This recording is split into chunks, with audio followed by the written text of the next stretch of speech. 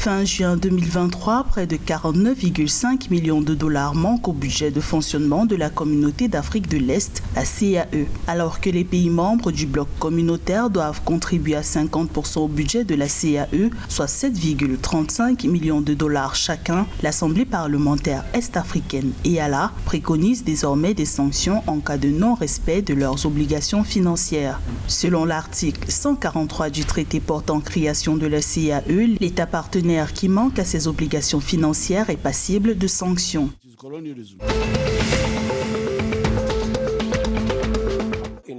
Le 2 juillet 2023, le président kenyan William Ruto a annoncé la levée d'une interdiction de près de 6 ans sur l'exploitation forestière. Selon le président Ruto, cette mesure vise à créer des emplois et à ouvrir les secteurs de l'économie qui dépendent des produits sylvicoles. La foresterie et l'exploitation forestière ont contribué à hauteur de 1,6% à l'économie du Kenya en 2022 selon les statistiques du gouvernement. Au Kenya, le couvert végétal a été estimé à 8,8% au cours de la même période.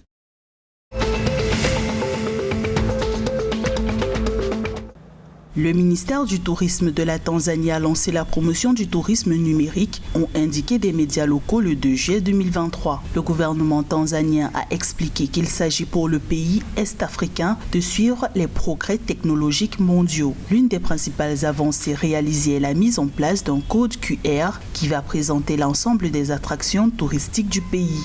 Le tourisme a contribué à 5,7% au PIB de la Tanzanie en 2021 et à l'horizon 2025, le pays veut attirer 5 millions de touristes.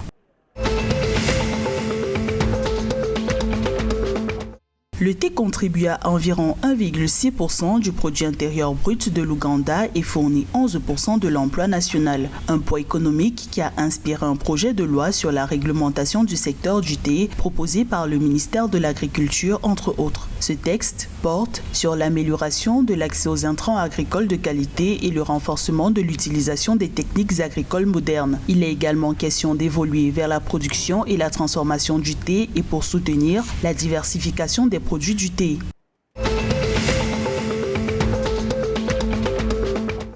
Au Rwanda, le bilan des inondations liées à l'activité volcanique entre 2017 et mai 2023 fait état de 1289 victimes humaines.